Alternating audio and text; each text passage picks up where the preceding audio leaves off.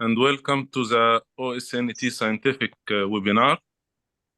Today, it's my pleasure to introduce our distinguished speaker, Dr. Mohamed Riyami. Dr. Mohamed is the senior consultant pediatric nephrologist at the Royal Hospital in Muscat, Oman. Dr. Mohamed is widely recognized for his expertise in pediatric nephrology, and in fact, he has made significant contributions to the care and management of children with almost complex renal disorders in Oman. Today, Dr. Mohamed will be presenting a lecture entitled Distal Renal Tubular Acidosis, Chasing the Optimal Outcome. Distal renal tubular acidosis is an important and often challenging condition, though it's not that common. However, it's almost considered challenging, highly relevant to both pediatric nephrologists and also in the general nephrology practice. Please join me in welcoming Dr. Mohamed Riyami, and I wish all of you have a fruitful and engaging meeting. Please, Dr. Mohamed, start. Thank you. Thank you, Dr. Fadi, for the introduction. Assalamu alaikum. Good evening, everybody. First, I would like to thank Oman Society of Nephrology and Transplant and TIBA for organizing this webinar. My talk about optimal treatment and outcome of distal renal tubular acidosis. So this is the outline. I will briefly discuss about distal renal tubulosis, about the standard care, some cases from our experience at Royal Hospital. Then we'll talk about the standard of care and about Cypnial, dosing and administration, and clinical trial, which is done for this new medication. Then we'll talk about the latest 6-year follow-up study and real-life case. So acid-base balance, there is integration between liver, lung, and kidney in acid-base balance. It is very vital. Abnormality from any organ here can lead to life-threatening disturbance. How acidic are we? Standard adult diet need to exert 1 milliequivalent per kg per day of hydrogen ion. In young children, need to excrete more, 1 + 1 to 2 milliequivalent per kg per day to grow, plus about 0.5 to 1 milliequivalent per kg per day for bone growth. So as you will see later, the dose of adult for medication is lower compared to children. The children, they need higher dose of alkalinizing agent. Body buffering system, the hydrogen ion inside the cell disturbs cellular function and can inhibit many cellular enzymes. So the body need foolproof way of defending agent acidosis. Excess acid is buffered by buffering occur immediately by extracellular fluid, protein, which is protein and bicarbonate, and also by intracellular fluid, also again by bicarbonate, phosphate, and protein. So this is happen immediately. Respiratory regulation by CO2 removal during breathing. It is also intermediate. It takes few hours. Our kidney renal regulation of acid and bicarbonate occur more slowly, need about 24 to 72 hours. And I might need another nephrologist after your recommendation. So are the kidney doing their job? So we have to ask if the patient acidosis, we have to know to see if our kidney doing their job or not. Mainly two jobs: reclaim filtered bicarbonate in the proximal tubule, which is about 85% of bicarbonate is absorbed in the proximal tubule. Also, it is regenerate bicarbonate in the distal tubules. So if you are acidotic, your kidney should be making new acid. طبعا هناك البازار يجيبوا زي ده اللي بيعملوا الناس يشتروا فيه الشراء Please keep mute your computer. Exerting ammonia to regenerate bicarbonate. So definition of RTA is a condition in which there is a defect in renal excretion of hydrogen ion or reabsorption of bicarbonate or both, occur in the absence of renal function impairment. So we have many types. We have distal RTA. It's called type 1 because it was described first. Proximal RTA type 2, which are prescribed later. We have combination of both. It's called type 3, but it is rare. We have also type 4 or hyperkalemic RTA. So this is how to approach to patient with the metabolic acidosis. If the pH is low and bicarbonate low, you have to see the anion gap. If it is normal, you have to see if the patient has diarrhea or GI problem, like GI fistula or stoma. If yes, you have to think about intestinal bicarbonate loss. If no GI problem, you have to see your pH. If it is below 5.5, you have to see other function proximal tubule. If the patient has glucoseuria, aciduria, or low phosphate, you have to think about Fanconi syndrome. But if it is isolated, you have to think about isolated proximal RTA. But if your pH is high, you have to see the serum potassium. If it is low, you have to rule out inherited or acquired distal RTA. But if the potassium high, you have to think about type 4 RTA.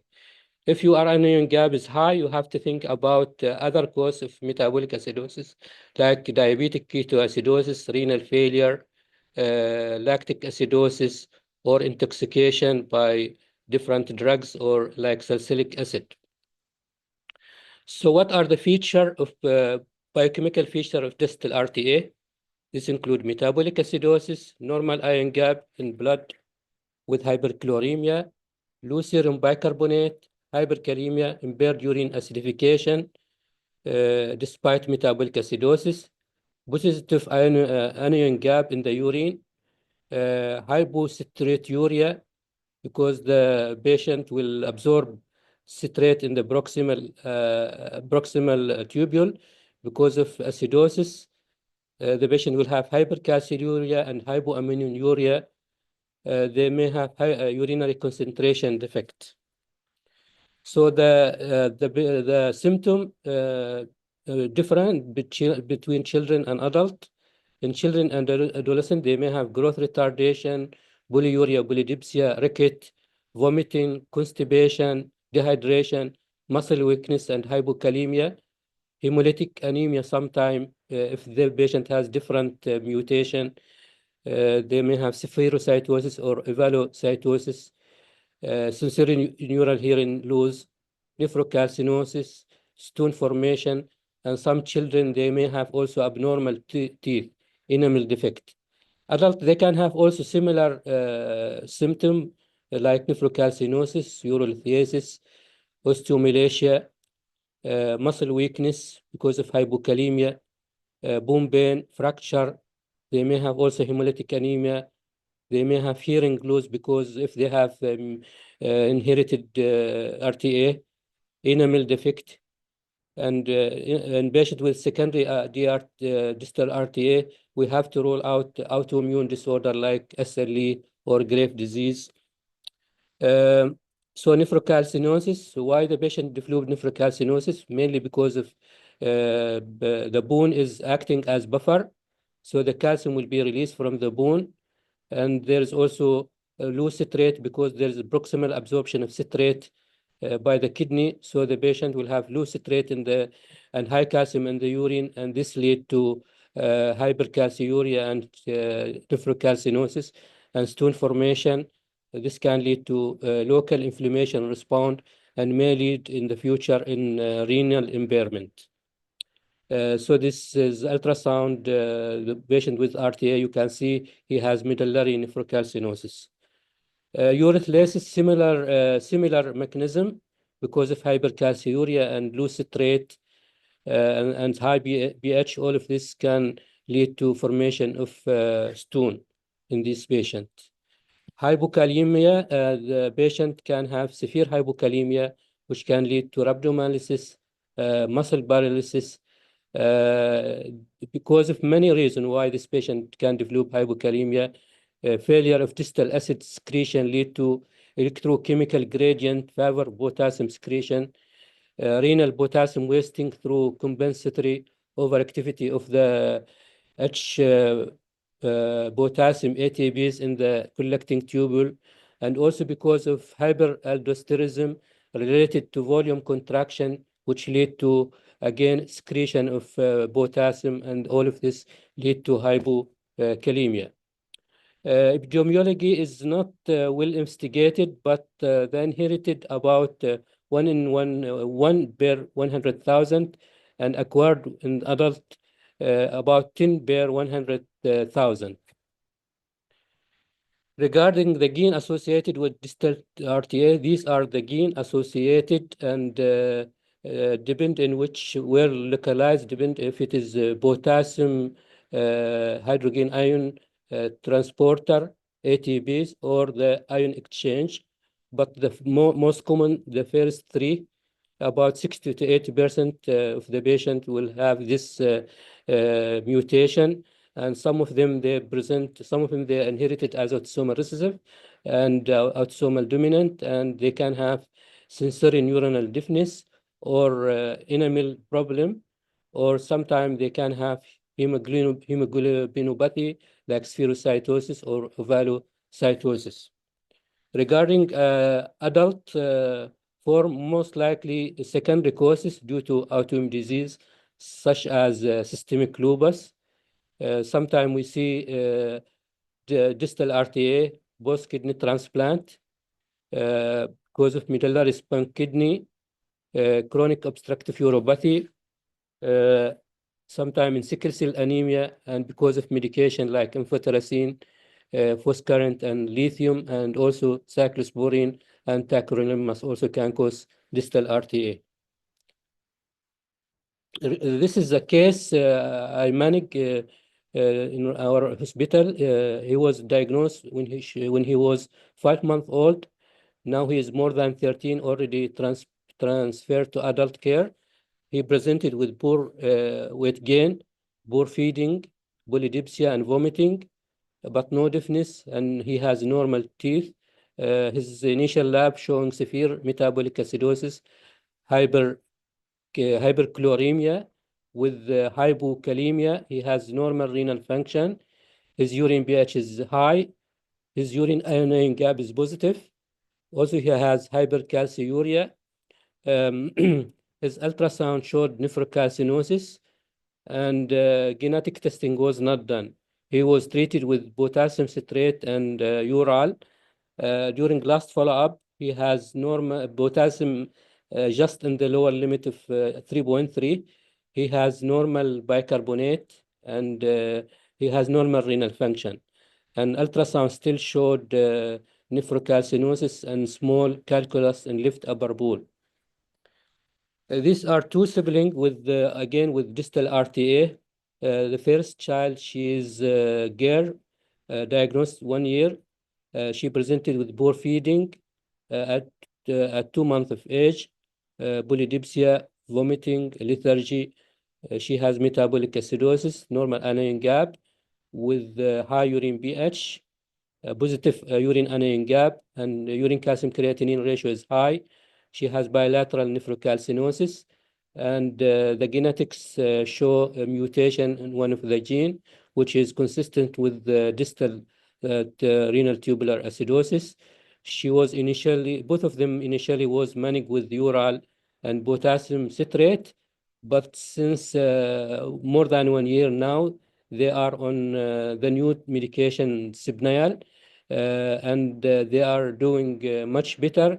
They have maintained normal acid-base balance and normal potassium, and their growth is much better compared to previous when they were in standard care medication.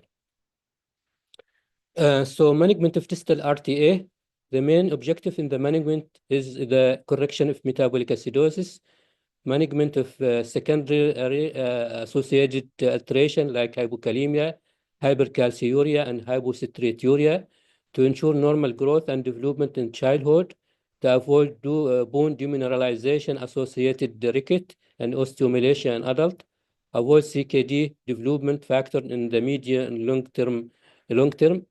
Alkalizing treatment does not affect the other manifestation like sensory neural deafness. Still, the patient need hearing aids or cochlear transplantation and special school maybe.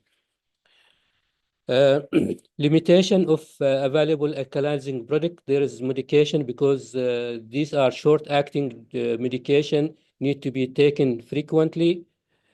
Formulation not always adapted to children, had bad taste, and mostly need to be taken in large volume. Poor gastric tolerability, contain sodium, which may need to sodium excretion in the urine and cause hypercalciuria, and there is increased risk of nephrocalcinosis and stone formation. This limitation cause high burden on patient and family and contribute to poor compliance. So high burden to patient and family, low patient adherence to treatment, no efficient control of the disease in 49% of the patients. So this is a study survey by one of the doctor, Libis Gracia, who sent survey to clinician in ERA, EDTA, and ESPN membership. They received 28 questions regarding their patient, demographic data, treatment, kidney function, if they have nephrocalcinosis or hearing impairment, if they have, and about the renal function. There were 177 female and 163 male, median age 11 at last follow-up. 83 were adult. Pediatric median age presentation is 0.5 years. 91% of patients presented before the age of 10 years. So you can see there were more than 30 alkalizing products used as standard of care in these patients. And the result on metabolic control in this patient, you can see 43% of patients had abnormal low plasma bicarbonate below 22, and 15% they have hypercalciuria, and 49% of patients did not have adequate control of metabolic acidosis. So the new treatment is approved by European Medical Agency in 2023. It is a fixed dose combination of two molecules with the key component, potassium citrate and potassium bicarbonate. You can see this is the component bicarbonate. In one is 8 sachet of 8 milliequivalent, the other sachet 24 milliequivalent. You can see the component of bicarbonate, citrate, and potassium. So bicarbonate important to correct the metabolic acidosis. Citrate, it has two jobs. It will help in correction in metabolic acidosis. Also citrate, it will chelate the calcium and prevent crystallization, which leading to nephrocalcinosis and nephrolithiasis. And these two, they have potassium in the 8 sachet, it is 8 millimole, and the other 24 millimole. So it will supplement potassium. So no need other medication to supplement potassium like standard of care medication. So this formulation is granule suitable for achieving prolonged release oral formulation, 2 millimeter diameter, favorable size for acceptance in young children and infant. Two color green granule, which is potassium citrate, and white granule, potassium bicarbonate. It has coating with polymer film. It over versatile diffusion barrier film thickness, appropriately chosen, ensure taste masking and good palatability, prolonged release, straightforward, يعني need to be given only in the morning and the second dose in the evening. So provide good gastrointestinal tolerability by limiting the alkaline load in the stomach. So by giving this medication, Subnial, you will correct the acidosis, you will correct the potassium. You also chelate the calcium in the urine and prevent stone formation. So you will prevent arrhythmia, prevent osteomalacia or osteoporosis and ricket in children. You will prevent kidney stone formation and nephrocalcinosis, and maybe in the future it may reduce the progression to chronic kidney disease. So what are the trial which was done for before approval of this medication? So there are many trials. First trial, phase 1, which include 16 healthy adult. It's called proof of concept study, double-blind placebo-controlled crossover study.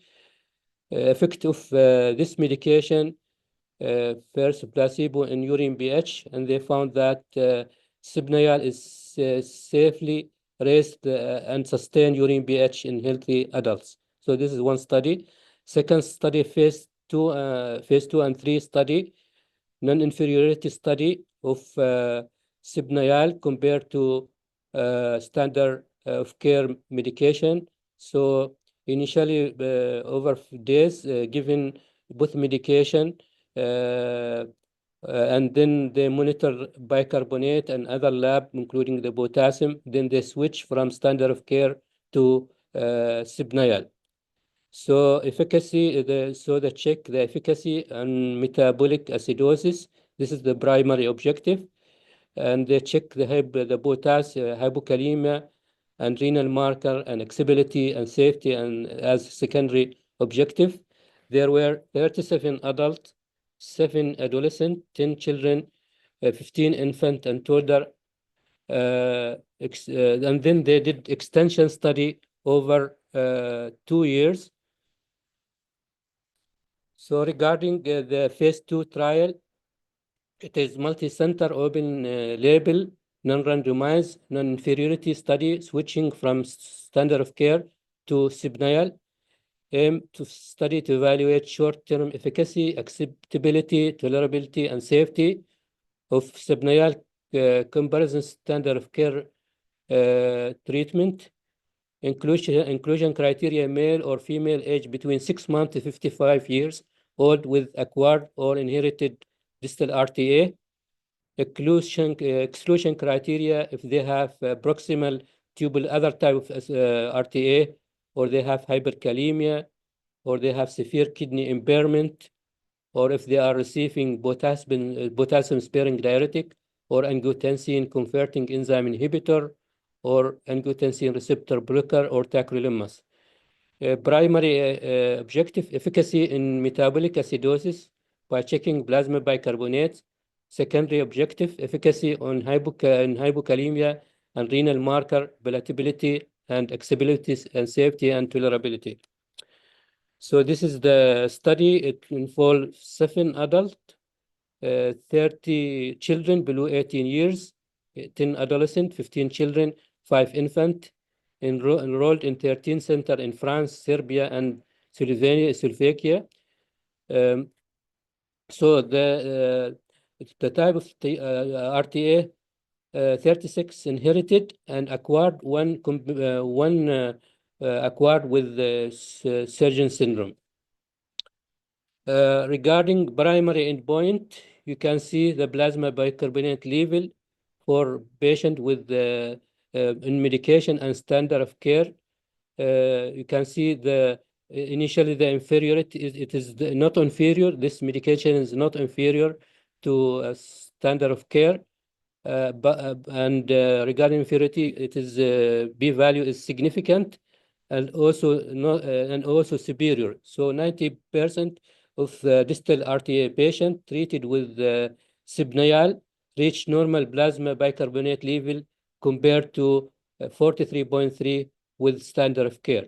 So conclusion, Sibneyal is not just not inferior or not worse, but actually superior to standard of care in effectiveness. Regarding of 82.4 of non-responder become responder when switching from standard of care to Sibneyal. So significant difference between the treatment. You can see the p-value less than 0.001. Regarding the daily intake comparison between standard of care and Sibneyal, you can see standard of care, they need to take the medication 3 to 6 intake in 32 patients, and they need to take nighttime in 10 patients. But Sibneyal need to take 2 only, morning and evening. Regarding secondary endpoint, mean plasma potassium level obtained during steady state treatment with standard of care and Sibneyal, 82.8 responder for plasma potassium level in the normal range for both treatments. So both treatment, they have normal potassium.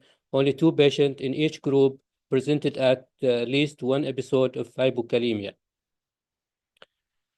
Secondary endpoint, gastrointestinal discomfort, tolerability, significant improve in gastrointestinal discomfort score in the visual analog scale and facial.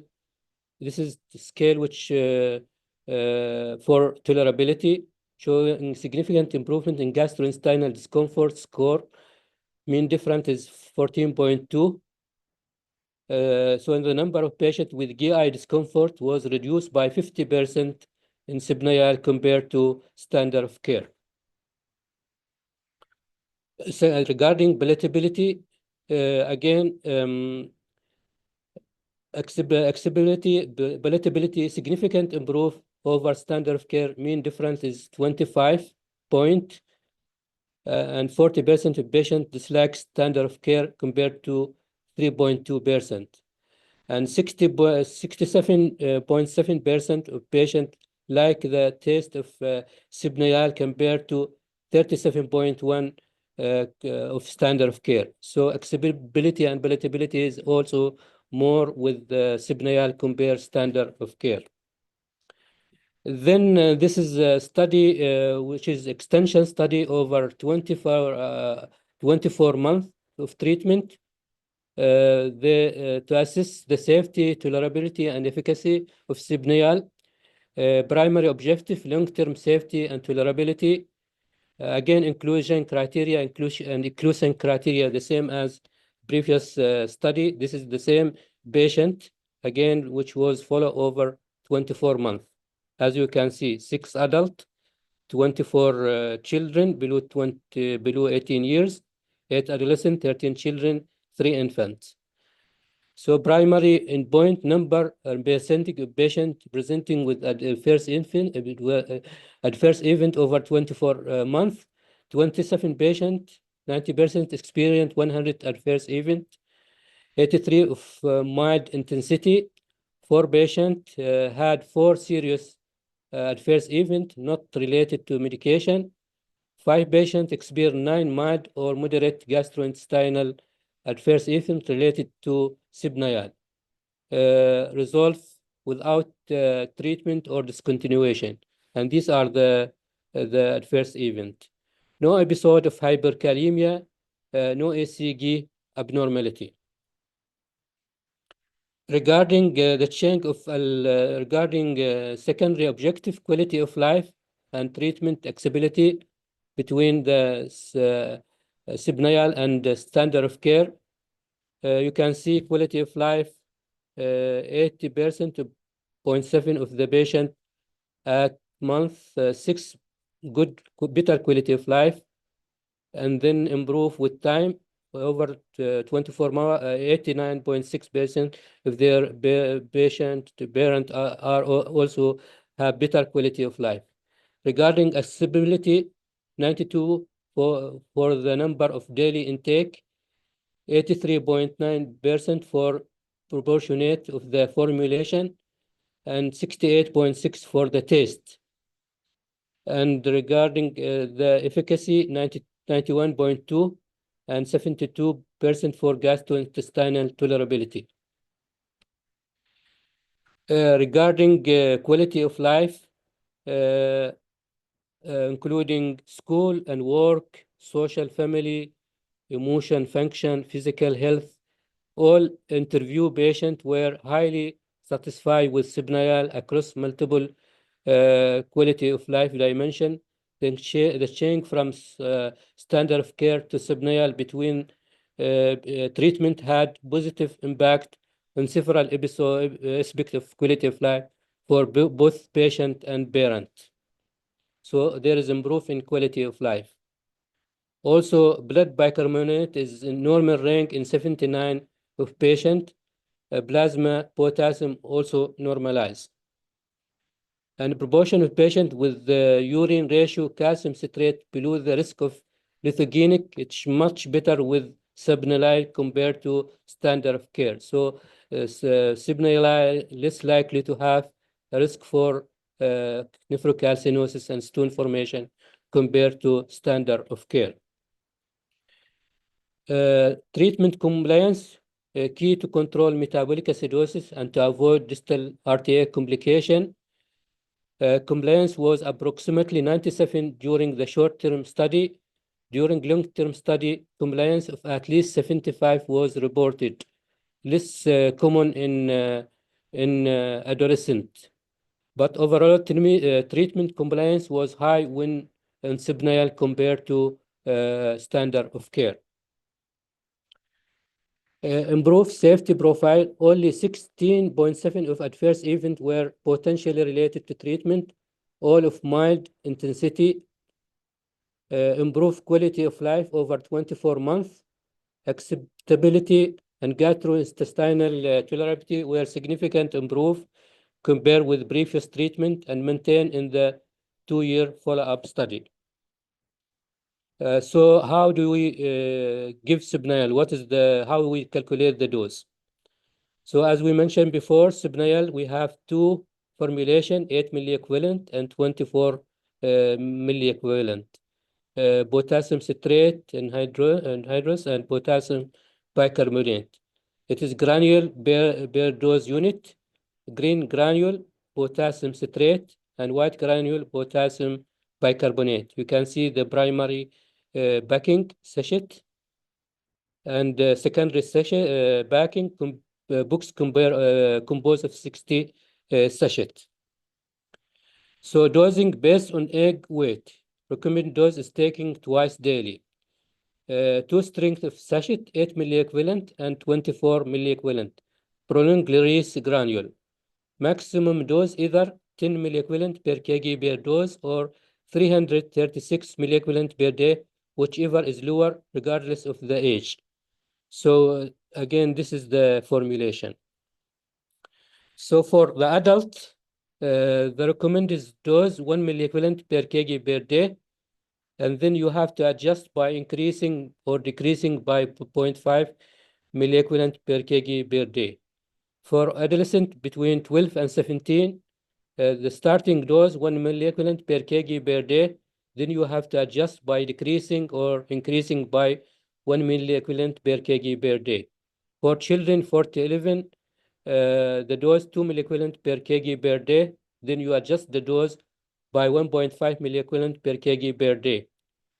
For older, 4 milliequivalent per kg per day, then adjust by 1.5.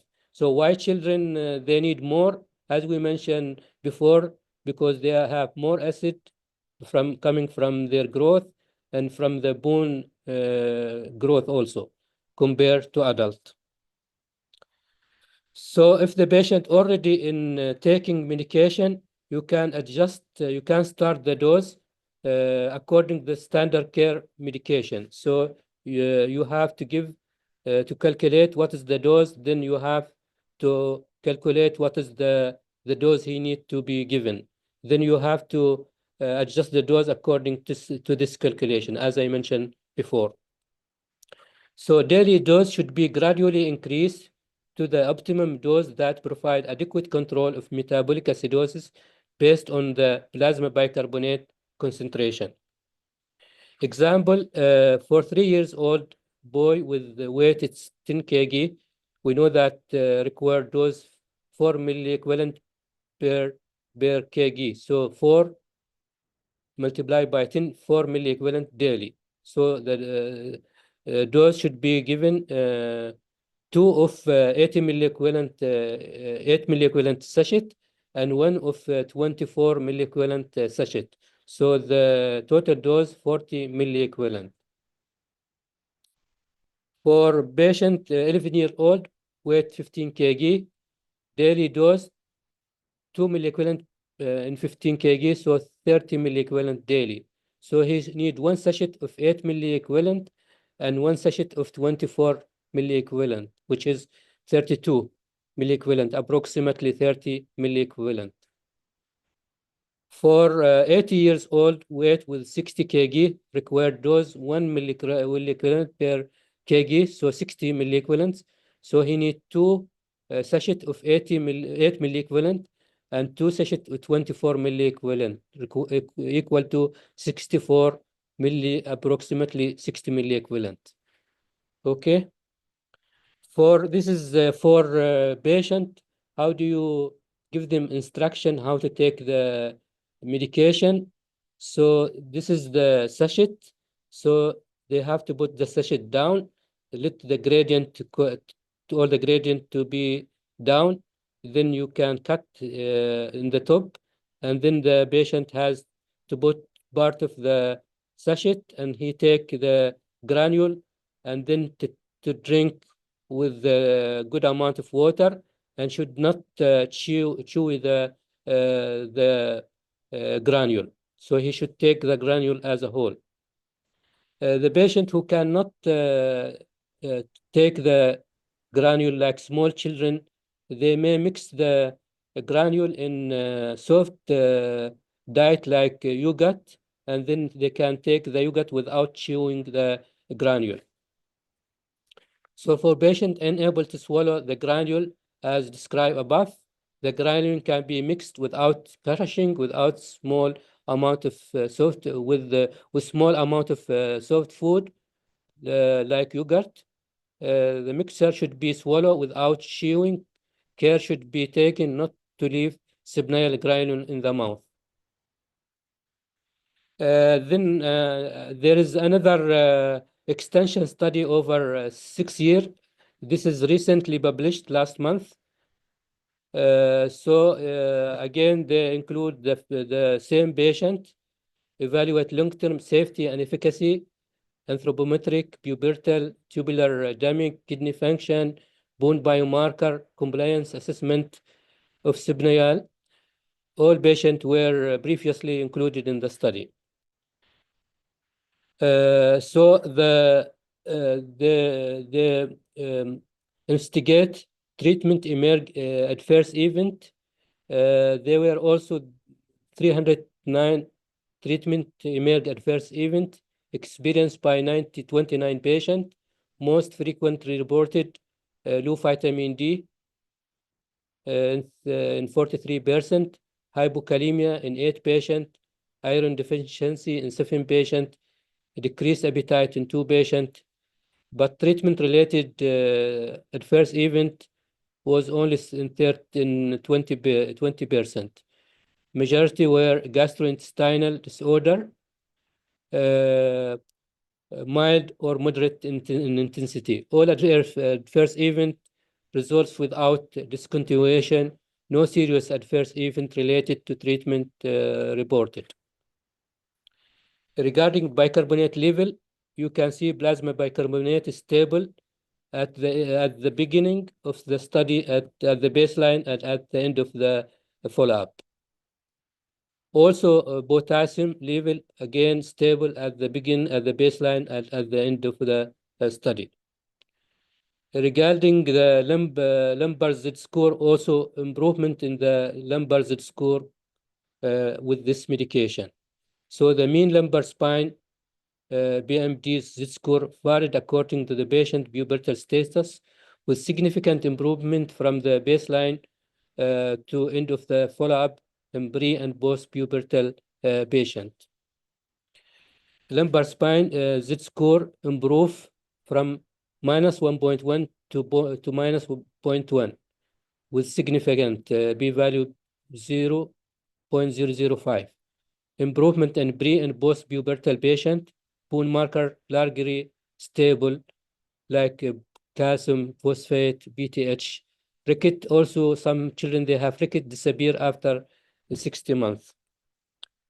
Among the 6 patients with abnormal estimated adult stature at baseline, 4 patients reach normal estimated adult stature at the end of the follow-up.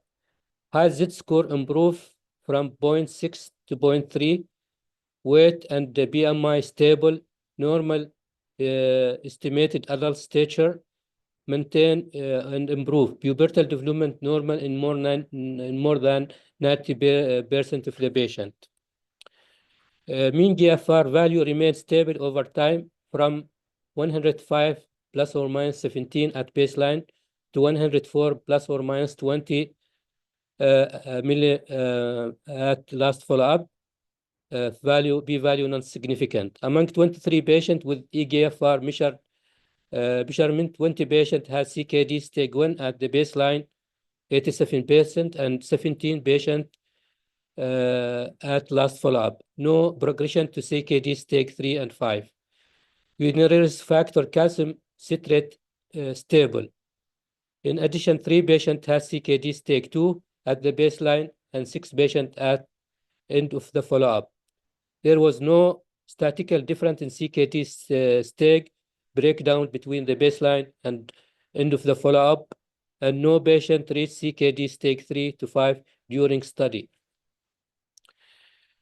Compliance and dosing, mean dose decrease. As you can see, good, excellent compliance in 60%, but compliance lower in teenage, 57, they have poor adherence. Conclusion, in long-term treatment with Sibnial allow the control of metabolic acidosis and prevention of distal RTA complication with good safety and tolerability profile. Sibnial give significant improved growth and lumbar spine BMD in pediatric and young adult distal RTA patient. Most importantly, kidney function is preserved over 6 years on average.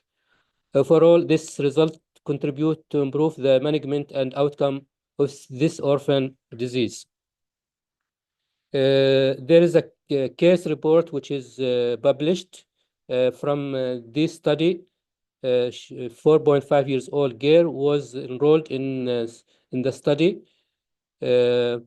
Continue through the follow-up study. It was from center from France. So initially, this child was misdiagnosed. She was first 2 years, she was not in treatment. She has severe metabolic acidosis and hypokalemia. She has failure to thrive, height and weight below the -3 Z-score. Insulin-like growth factor is low. Growth and bone disturbances. There was nephrocalcinosis and hypercalciuria. Then between 2 and 4.5 years, she was studied in standard of care, sodium bicarbonate. She continued to have metabolic acidosis. Height and weight still no improve. Also, her insulin-like growth factor is normal. BMD Z-score was low. She has nephrocalcinosis, but normalized calcium in the urine. Then she was started on Sibnial. Plasma bicarbonate improved after that. Her height and weight improved. Insulin-like growth factor was normalized. BMD normal. She has normal Z-score. Nephrocalcinosis remains stable. She has normal calcium in the urine. So you can see her growth before the treatment. She was below centile. Then she catch up growth, and also estimated adult height improve with the treatment. So this case show us that this medication is helpful in improving the metabolic acidosis, and also the growth, and also the bone abnormality in patient with distal renal tubular acidosis. So the key point regarding Sibnayal, first approved treatment with demonstrate efficacy in distal RTA for adult and pediatric more than 1 year of age. Metabolic acidosis control in 90% of patients, first 43 for current standard of care. Significant difference in lowering the risk of lithogenesis, 80% of patients with standard of care, high risk first 40% with Sibnayal. Sustained efficacy on hypokalemia, no need for addition potassium supplement, not like standard of care, you need to give alkaline plus potassium. Sustained efficacy in plasma bicarbonate, urine marker, citraturia, calciuria. Positive impact in growth and bone, children-friendly pharmaceutical form, good and improved GI tolerance, good treatment compliance, 90% of after 6 months and 75 at 24 months. Improved quality of life, significant benefit and high responder rate for a distal RTA patient. So this is the same. So Sibnayal improved treatment efficacy and quality of life, especially in pediatric patient. Thank you. Thank you, Dr. Mohamed, for the interesting presentation and the excellent lecture. We have few questions in the chat box, and also we have a summary of the most important causes of RTA 1 and 2 shared by Professor Hisham Sayed, and also the core curriculum. But before going through the questions, I would like to invite Professor Isa Salmi, President of OSNT, for any comments or conclusion. Professor Isa. السلام عليكم ورحمة الله وبركاته. مساء الخير everyone, good evening. أشكر الزملاء الدكتور هشام السيد والزملاء من مصر وجميع الزملاء من المناطق الأخرى. First of all, I'd like as well to thanks Mariam and Tiba Pharmacy for their support and the excellent lecture by Dr. Mohamed. Really, I would like to invite Dr. Hisham Sayed, who he has some comments, and if he's still around. Thank you very much, Professor Mohamed and Professor Dr. Isa, Dr. Fadi, and other colleagues. Really, we enjoyed one of your practice that we don't have such a great practice in cases of juvenile presentations of RTA in different classes. So I just wondering that how much is common in clinical practice, Dr. Mohamed, to see it in Oman, how many cases presented by adult or child RTA with type 1 or type 2 from your practice point? We have patient, me and Dr. Suleiman Saidi and my member team, we are doing now collecting cases with the distal RTA, and we have about 40 patients over the last 10 years. So it's not that common, but we have patients, and we have some of them, they have also sensory urine deafness, and few patients, they have also dental problem, immunogenesis. Even we report one case with Dr. Anwar from Sultan Qaboos University. Recently, we report one case with distal RTA and dental problem and the genetic problem. So from your experiences, what we can say a message to the juniors here, when to expect RTA in child? I'm talking about not the secondary cause with Sjogren's syndrome, lupus, paraproteinemia. I'm talking about child presented by RTA. When to expect as a clinical entrance for diagnosis?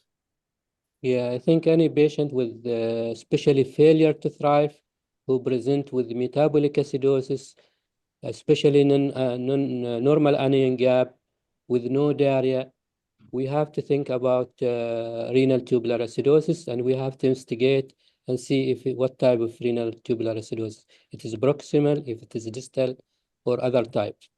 And So, we have, yes. yeah. So once you are enter the pipe of RTA, you have to diagnose which type. It's an easy step. But I think the problem now is the first diagnosis or expectation for RTA in a child that should be focused on only failure to thrive, no other symptoms, polyuria, stones, for example. Yeah, all of this. All of this. But that one, it will come after the investigation. I mean, the stone, nephrocalcinosis, the child may be, as I mentioned, failure to thrive. He has polyuria. Even he has vomiting because of the acidosis. All of this, we have to suspect child with the RTA. So thank you very much for alarming how to approach and to diagnose and perfectly management. And thank you again. Thank you. Thank you, Dr. Hisham. Thank you, Mohammed. Fadi, just go through the question and comment in the chat, and then we'll ask question later on as well. Okay, thank you, Professor Okay, Isa. Fadi, Now we have a question for Dr. Mohamed regarding the target bicarbonate. Is there a specific target bicarbonate while prescribing Sibnayal or correcting acidosis? And what is the optimal bicarbonate level? The optimal bicarbonate level to keep between 22 to 25.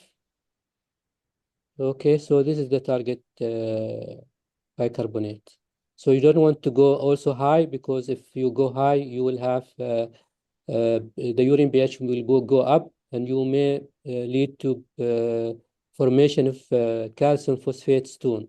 So you don't want to go in alkalosis side. So the target is between 22 to 25. This is the target.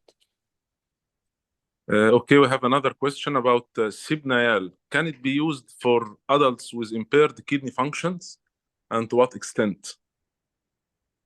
In this study, they mentioned they use it if they have RTA, but it should be without hyperkalemia.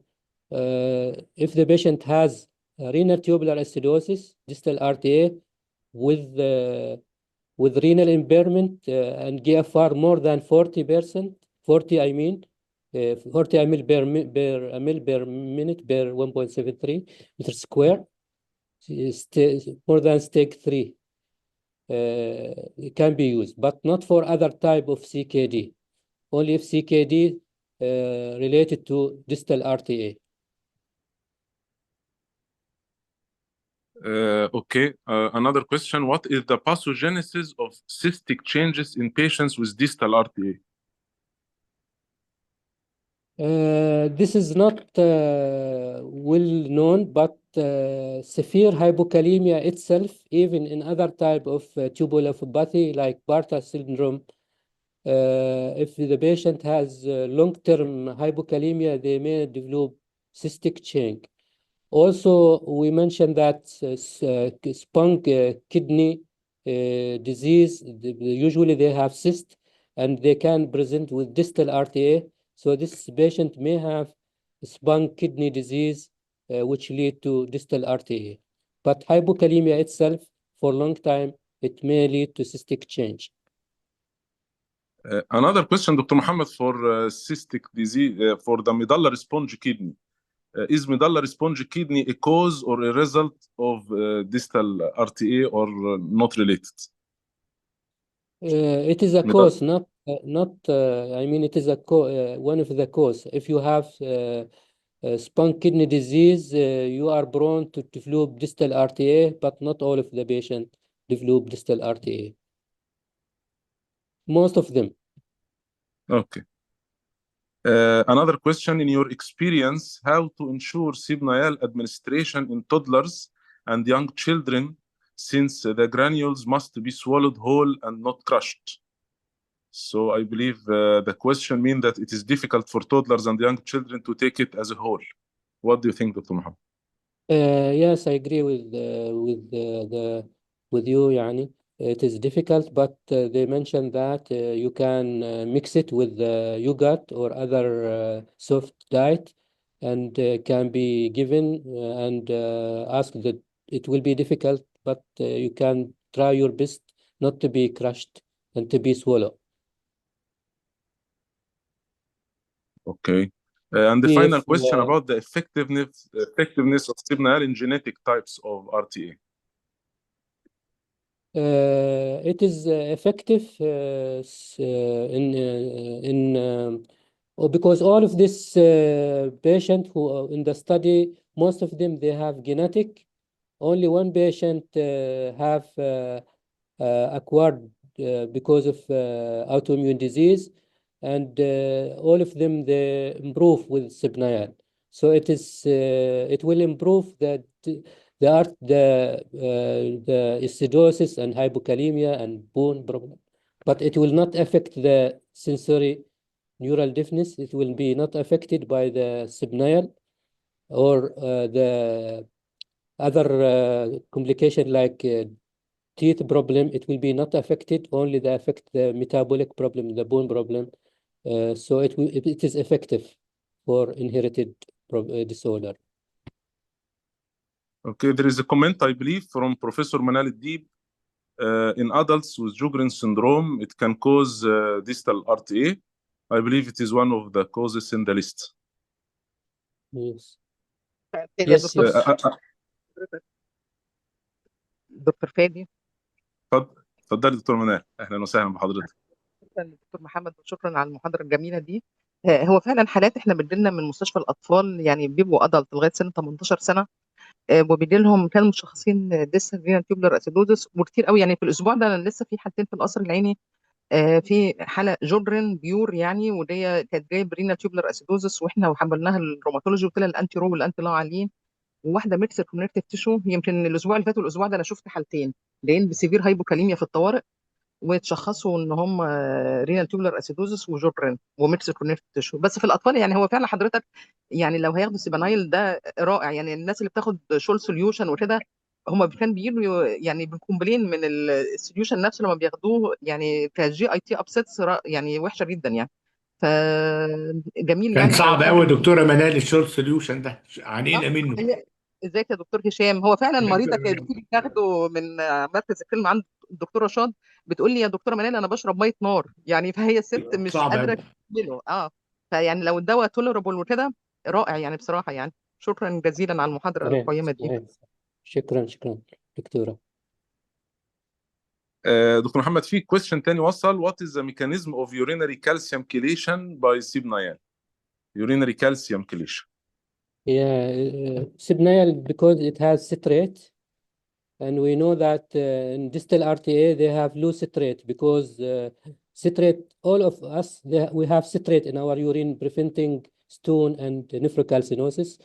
So if you have hypocitraturia like distal RTA, you are prone to stone formation and nephrocalcinosis. So Sibnal supply also citrate to chelate the calcium and prevent nephrocalcinosis and stone formation. It's clear? I prescribe 1 lemonade per day.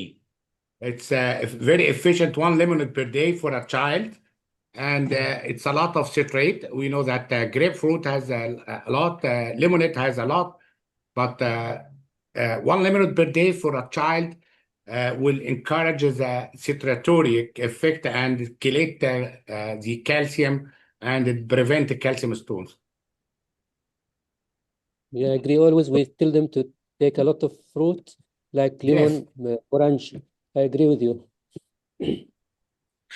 Here we have a comment from Dr. Anwar Al-Omeri from Sultan Qaboos University Hospital that I do have as well a patient with mixed connective tissue disease and distal RTA.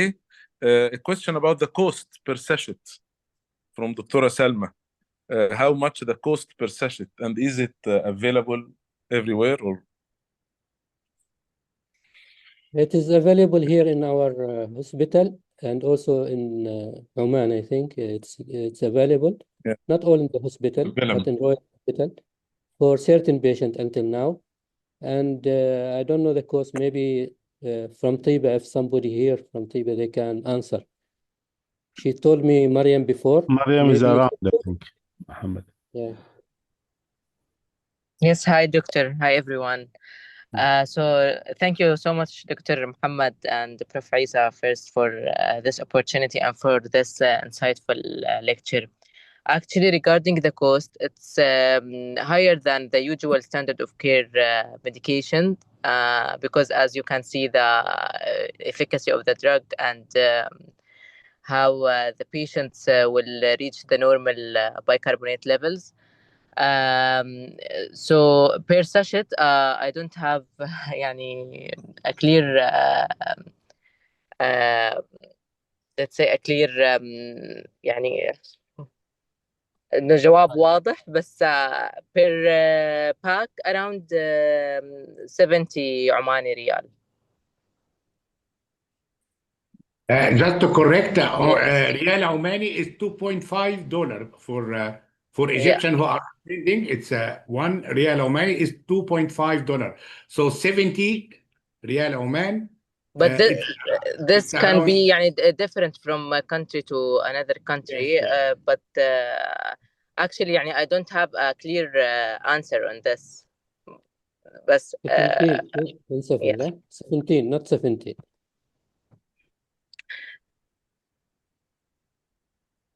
17, 17. 17. 17, yes. Maybe I can send you. I can send to the doctor later because I have to recheck or to double check again regarding the price. So let me check again because I'm responsible for the medical. يعني I'm medical in the medical affairs, so I don't have a clear answer on this actually. Okay.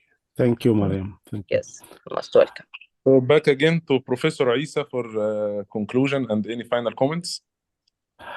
Just a question, Mohamed. Does it matter to start the treatment in whatever the cause, whether there's a primary or secondary cause for distal renal tubular acidosis, and a similar sort of dosage approach, or there's a difference in about starting the treatment? No, it's recommended for primary for genetic and for secondary causes. It is recommended, and the dose is different depending on the age. As I mentioned, you can see, there is a table. Depending on the age for older children, adult they need smaller dose. For younger children, they need higher dose because of the, as I mentioned in the lecture. Yeah, Mohamed, you mentioned in this dosage tables wise, that's the dose should be for the at least teenager 12 to 17, 1 milligram per kilogram per day. But then to reduce it as well by the same thing, 1 milli equivalent per kilogram per day. Is that usually works that way? Yeah, يعني you have to adjust the dose. If the bicarbonate low, you have to increase it by that adjustment. This is recommended from the study and from the study which was done. Okay. So this is their recommendation from European Medical Agency. So this is what they recommend. Fair enough. Anwar Umairi, do you have any comment? I saw Anwar. والله بروف يعني regarding the dose also I thought about it يعني it's variable in severity. The distal RP is. I have a neonate diagnosed at neonatal age patient, and I have patients also discovered incidentally after presentation with acute gastroenteritis, followed by unresolved normal iron gap metabolic acidosis. But dosing definitely it varies according to the severity. So usually I just adjust based on these tables. It helps you to start the dose, but then it requires adjustment according to the patient response. All right, thank you, Anwar. I think Dr. Salim has a question. Salim? Dr. Salim, is it is a question from Dr. Salim? Is it a lifelong treatment or it can be stopped if bicarbonate target levels is achieved? So should we continue even after I think- achieving a bicarbonate target? No, I think lifelong treatment. And children, we already, many children transfer to adult. And during adolescent, some of them, they have poor compliance with treatment, and they have problem with that because they develop complication, even they develop CKD. If they're not compliant with the medication, they may develop osteomalacia and bone disease. So they should continue treatment. Only they have to adjust the dose according as they become older. The amount may be reduced, and if they took citrate food, it may be also improved. That, but most likely they need lifelong treatment. Okay. Any further questions from the audience? دكتور محمد السلام عليكم ورحمة الله وبركاته. دكتور باين مستشفى صحاب. It can be used in cases of nephrocalcinosis secondary to cystinuria or something like this, ولا it is not approved? Not approved for cystinuria or other type of disease. Only for distal RTA until now. Even for proximal RTA, not approved.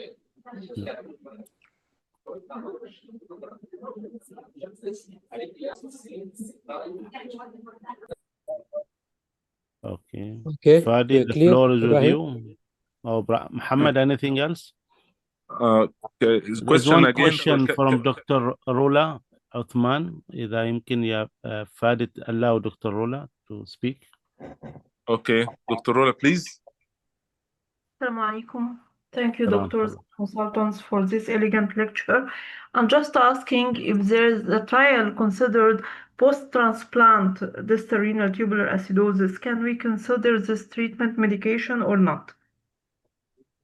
Well, it is a difficult question.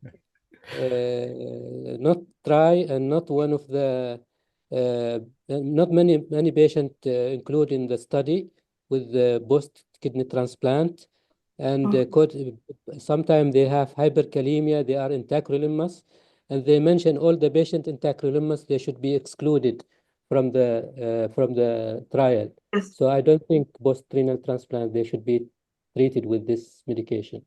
Yes, because of that, they are I not- asked if there's any articles يعني mention that in transplanted, because I have two cases. They are young adolescent post-transplanted, but we are not using this medication for them. So I wanted to know if there's anything considered post-transplanted patients.